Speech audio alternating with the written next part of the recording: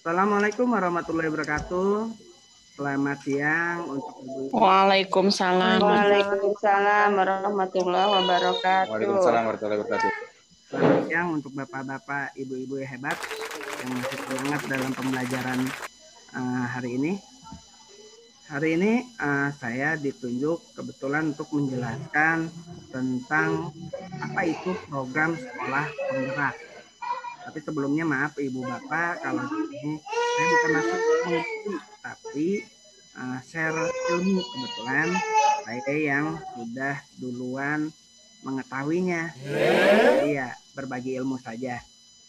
Untuk selanjutnya mungkin langsung aja kita mulai dengan saya akan menyampaikan mengirim screen ya tentang program sekolah penggerak.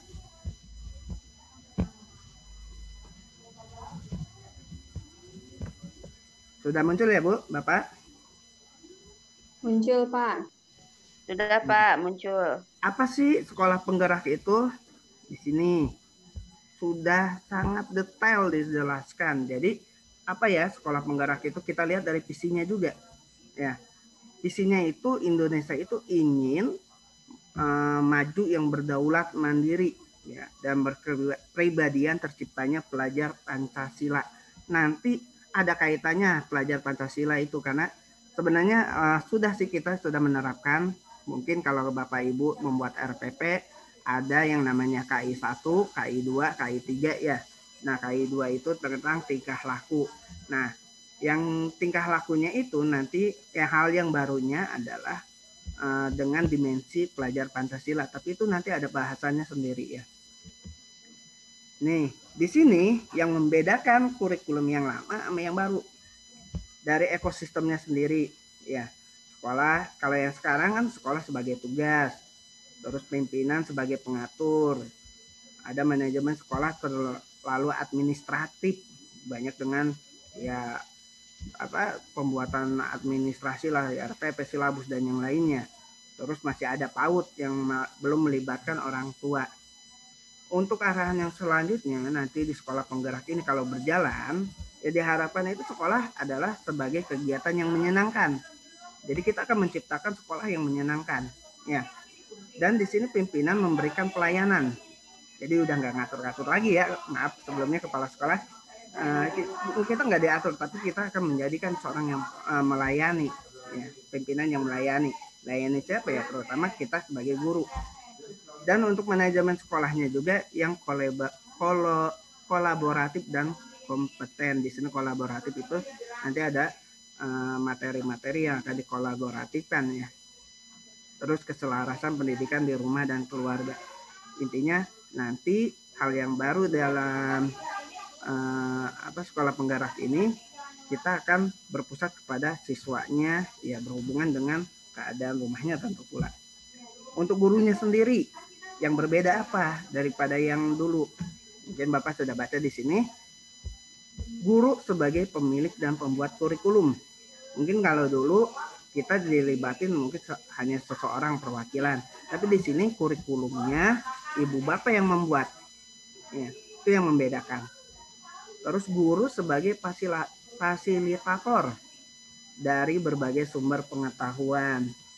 Ya menyampaikan, tapi sebenarnya sih ini juga kita kalau di sini guru sebagai sumber pengetahuan, kita hanya fasilitator. Nanti juga ibu akan belajar tentang menjadi fasilitator yang baik, bagaimana mengarahkan, membuat. Jadi kita hanya mengarahkan saja, bukan sebagai sumber pengetahuan. Sumber pengetahuan banyak dari mana, kita hanya mengarahkan saja. Kalau yang ini PAUD, karena kita di SMP nggak ada hubungannya, ya kita lanjut saja ke pembelajarannya. Hal yang baru dari pembelajarannya adalah kalau dulu siswa hanya menerima pengetahuan saja, kita yang menyampaikan, siswa menerima tok sudah. Sekarang pembelajaran berorientasi pada siswa. Jadi kita akan nanti belajar tentang karakteristik siswa itu sendiri. Seperti apa karakteristiknya, pembelajarannya yang harus diterapkan pada siswa itu seperti apa. Nanti kalau kita bahas satu persatu ini lama ya, bisa beberapa hari. Tapi kita bahas tentang minimal mengenal dulu apa itu sekolah penggerak. Yang selanjutnya fokus pada kegiatan tatap muka. Ya, kalau untuk sekolah penggerak sendiri, ini pembelajaran yang memanfaatkan teknologi. Karena kenapa kita memanfaatkan teknologi? Perkiraan yang akan mendatang itu 5 tahun ya, 5 tahun mendatang kita akan mengalami ya masa-masa seperti ini, masa-masa yang belum kejelasan apakah nanti akan tatap muka ataupun seperti yang sekarang berjalan. Tapi ada manfaatnya juga Bapak Ibu dengan adanya musibah seperti ini, yang tadinya Indonesia hampir tertinggal digitalisasi pembelajarannya, dipaksa maju ya, dipaksa. Kalau terpaksa ya memang kita pembelajaran sudah terpaksa gitu, tapi ini ada untungnya kita belajar tentang digitalisasi. Nah, yang diharapkan di sekolah penggerak nanti kita akan pembelajaran itu ya berhubungan dengan digitalisasi. Jadi ibu-ibu jangan sampai gaptek ya, harus mengetahui teknologi ya, minimal cara membuat video, cara men-share pembelajaran atau menggunakan Edmodo atau Classroom. Pendekatannya bermain PS Talistung ya. Di sini kalau yang terbaru bermain adalah belajar bermakna dan sesuai konteks. Jadi kita usahakan sekolah itu yang menyenangkan. Menyenangkannya itu dengan banyak-banyak permainan. Kita akan di luar lapangan ataupun dengan teknologi yang ada. Pelajaran berdasarkan pembagian umur. Ya, ada SD, SMP ini pembagian umur. Nah, di sini kita akan menggunakan level kemampuan siswa. Jadi dalam pembelajaran nanti Ibu akan mengetahui ada fase-fasenya. Fasenya itu terdiri dari fase A sampai F. Ya, ada 6 fase. Kalau SMP masuknya kemana fasenya? Fasenya adalah di fase D. Nanti akan belajar pun seperti itu. Untuk kurikulumnya, perkembangan linier yang dulu, sekarang perkembangannya fleksibel mengikuti karakteristik sekolahnya, pendidiknya, dan peserta didiknya yang paling utama. Kurikulum berdasarkan konten yang sudah ada. Nah, di sini kurikulum berdasarkan kompetensi, ya, kompetensi didikan itu sendiri. Fokus pada kegiatan akademik di sini kita yang terbaru adalah fokus pada soft skill, pada karakternya mungkin ya, dan pengembangan karakter yang diutamakan.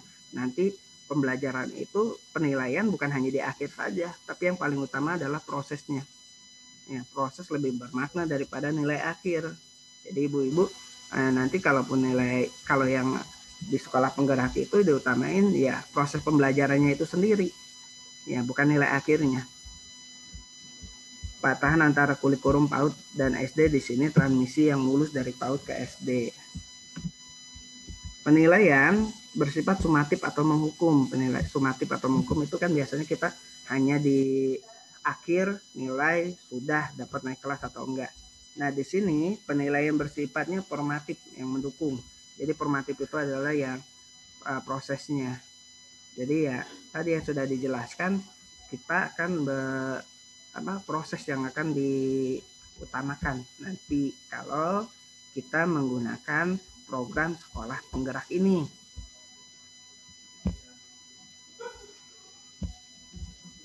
Selanjutnya ya Bu, sekolah penggerak. Apakah sekolah penggerak? Di sini sekolah penggerak yang berfokus pada pengembangan hasil belajar siswa secara holistik dengan mewujudkan profil pelajar Pancasila. Ini profil pelajar Pancasila. Nanti ada 6. Yang pertama beriman dan bertakwa pada Tuhan, berwawasan kebinekaan global, terus ada gotong royong, ada kreatif, bernalar kritis, dan lain-lain. Ada 6 nanti akan dijelaskan. Tahapannya yang akan terjadi, ini kan baru awal Bu, kita baru awal melaksanakan, dan pertama kali kita sebagai pelopornya, pertama kali. Tahap 1 di bawah 3 tingkat, di bawah level yang diharapkan nanti. Jadi kita itu mungkin di kelas 7 dulu mencobanya, ya di kelas 7. Nanti ada beberapa tahap, ada tahap 1, 2, 3, apa yang diharapkannya juga ya, hasil belajarnya, lingkungan belajar, pembelajarannya. Ini tahapan pertama, kita masih masuk di tahapan pertama, nanti bertahap-tahap. Untuk tenang, untuk itu pun ada pembimbingnya nanti. Program sekolah penggerak mengakselerasi sekolah yang bergerak 1-2 tahap lebih maju dalam waktu 3 tahun pembelajaran. Jadi kita lebih cepat, berharapnya lebih cepat, karena yang dilihat sekarang itu pembelajaran itu lebih lambat. Jadi dengan adanya sekolah penggerak ini kita lebih cepat 1, 2, 3 tahun ya. Nah, di sini 5 intervensi yang saling terkait dan tidak bisa dipisahkan dalam sekolah penggerak. Yang pertama, pendampingan konsultatif dan asimetris. Jadi nanti kita pun akan didampingi oleh tenaga ahli untuk melakukan yang seperti ini. Penguatan SDM, sumber daya manusia yang ada di sekolah, ya kepala sekolahnya, pengawas sekolah, penilik, dan guru. Nanti akan ada pelatihan-pelatihan lainnya untuk lebih maju. Pembelajaran kompetensi holistik, ya ini penguatan kompetensi yang pasti yang sekali lagi dengan dimensi karakter Pancasila itu sendiri. Yang keempat, berbasis data, nanti semuanya penilaian, pembelajaran kita akan pakai data ya. Dan yang terakhir, digitalisasi sekolah ya. Tatap muka nanti jarang digunakan, kita bakalan banyak menggunakan digitalisasi sekolah, entah itu dari nilai dan yang lainnya ya Bu. Ini dijelaskan satu-satu ya. Penguatan SDM, nanti tinggal Bapak Ibu baca lagi. Nah, paradigma baru nih, ini yang disebut pelajar Pancasila. Jadi Indonesia itu pengen membuat peserta didiknya itu yang berkarakter Pancasila. Yang pertama, beriman pada Tuhan, berkebinekaan global, gotong royong, kreatif, mandiri, dan bernalar kritis ya. Ini yang akan nanti masuk ke kurikulum. Dengan modul-modul pembelajarannya dia harus ada karakter yang 6 ini yang diterapkan.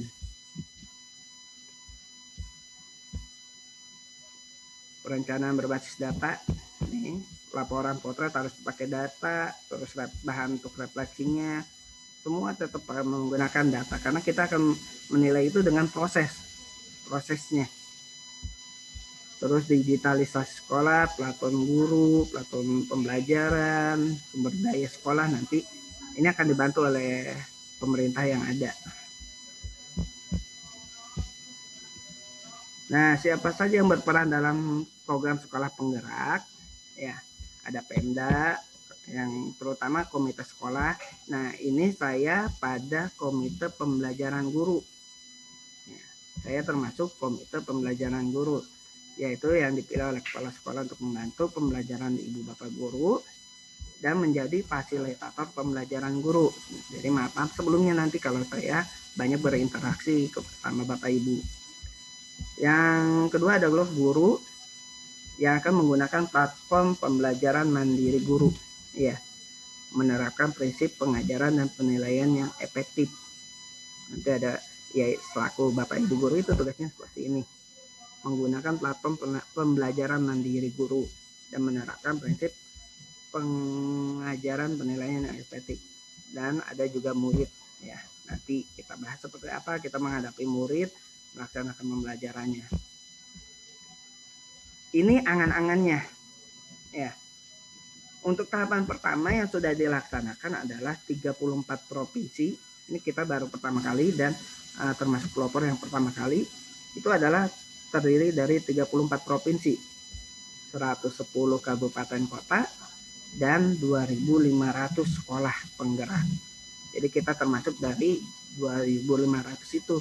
Nanti setelah itu tahun depan ya dia berharap ada 10.000, tahun depannya lagi 20.000 sampai 24, 25, 40.000. Nah, akhir-akhirnya masih lama sebenarnya pelaksanaannya. Ya, kalau dilihat dari sini kita hanya pengawal. Ada 3 tahun, 4 tahun untuk pelaksanaan suksesnya semua menyeluruh. Ya sama seperti kurikulum 2013. Keluar 2013, sampai sekarang pun ada yang sekolah belum melaksanakan kurikulum dengan bukti rapat-rapat yang belum menggunakan kurtilasnya. Ini pun bertahap. Manfaatnya untuk yang ini pemerintah daerah meningkatkan kompetensi SDM, ya, peluang mendapatkan penghargaan sebagai daerah penggerak pendidikan, dan mudah-mudahan juga ini kan program ada istilah ganti menteri ganti kurikulum, mudah-mudahan ini kurikulum yang terbaik buat kita semua bangsa Indonesia yang terbaik, dan ya karena diharapkannya adalah kurikulum ini lebih maju 2-3 tahun dari kurikulum yang sebelumnya. Kalau yang manfaat untuk satuan pendidik, nah ini yang perlu Bapak Ibu ketahui. Satu, meningkatkan hasil mutu pendidikan dalam kurun waktu 3 tahun ajaran. Jadi kita itu planningnya adalah 3 tahun ke depan. Ya, 3 tahun ke depan. Jadi bertahap lah. Mungkin sekarang kelas 7 dulu, tahun depan kelas 8, 7, 8, dan selanjutnya adalah 7, 8, 9. Meningkatnya kompetensi kepala sekolah dan guru. Insya Allah nanti dengan adanya tambahan ilmu-ilmu yang baru, dengan adanya pelatihan-pelatihan, insya Allah. Percepatan digitalisasi sekolah. Jadi nanti kita akan selalu berhubungan dengan perangkat komputer. Ya, mudah-mudahan juga nanti guru-gurunya juga diberikan komputer satu-satu, insya Allah ya. Mudah-mudahan, amin. Amin. Kesempatan untuk menjadi katalis perubahan bagi satuan pendidik lain. Nah, insya Allah nanti kalau udah bisa di sini, siapa tahu Ibu jadi pembicara ke sekolah-sekolah lain, kan lumayan itu jadi pemasukan Ibu Bapak. Terus percepatan pencapaian profil pelajar Pancasila yang walaupun ini sebenarnya di kurikulum 2013 juga sudah ada ya dengan KI 2. KI 1-nya kan ketuhanan, KI 2-nya dengan karakternya. Mendapatkan pendampingan insentif. Nanti Ibu Bapak akan didampingi oleh tenaga ahli. Memperoleh tambahan anggaran untuk pembelian buku bagi pelajaran kompetensi holistik. Mudah-mudahan bukan hanya buku saja, tapi pegangan guru juga nanti. Itu yang diharapkan. Itu Bapak Ibu penjelasan saya tentang sekolah penggerak. Kalaupun kurang jelas atau ininya, mudah-mudahan menjadi semangat Ibu Bapak untuk belajar dan mengetahuinya. Mungkin di sini Ibu Bapak ada yang bertanya tentang sekolah penggerak, silahkan dikasih waktunya 5 menit.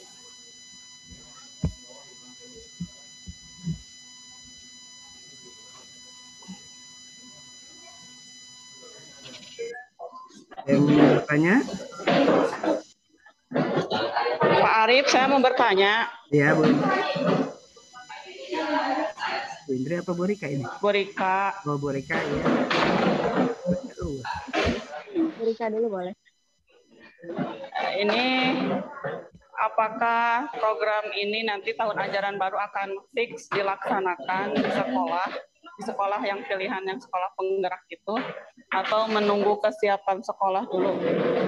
Seperti itu. Karena ini yang baru dan harus dicoba ya, sepertinya begitu Bu, kita harus mencoba 1 tahun dan harus siap. Jadi kemungkinan kita akan melaksanakan itu dari kelas 1. Jadi nggak seluruhnya berubah, semua program langsung berubah. Oh gitu. Ada yang lain? Ya, terima kasih. Sama-sama Ibu. Alhamdulillah semuanya sudah paham semua. Semoga. Enggak, Pak Arief. Memang Pak Arief. Oh iya Bu Indri. Iya. Saya Bu Maya. Ya. Ya, ini diterapkannya itu tadi secara bertahap, apa di kelas 7 dulu atau simultan gitu, 7, 8, 9 gitu. Untuk diterapkannya kurikulum ini. Ini dimulainya kelas 7 dulu Bu. Kalau saya sih dari informasi kepala sekolah kelas 7 dulu. Dan dari informasi pelatihan juga kayaknya kelas 7 dulu. Jadi kelas 7 Oh, dulu. kelas 7 dulu. Jadi nggak simultan kelas 8 dan 9 nggak dulu. Ibu, gitu ya. Ibu megang kalau yang sekarang nih, terutama yang komite pembelajar. Kalau misalnya dia pegang kelas 8, kelas 9, wayahnya. Karena di pelatihannya juga itu dia menjadi fasilitator. Jadi nanti mungkin ibu bapak yang akan mengarahkan ke kelas 7 sesuai mata pelajarannya. Mungkin itu Bu yang bisa saya pahami. Ada yang lain? Iya, turun Pak. Selamat. Oke, Ibu Bapak, terima kasih sebelumnya. Saya mohon maaf apabila ada kesalahan, baik itu dalam berbicara, bertingkah laku, atau menyampaikan informasinya. Saya mohon maaf. Saya tutup dengan pembacaan hamdalah. Alhamdulillahirrabbilalamin. Assalamualaikum warahmatullahi wabarakatuh. Waalaikumsalam warahmatullahi wabarakatuh. Ya,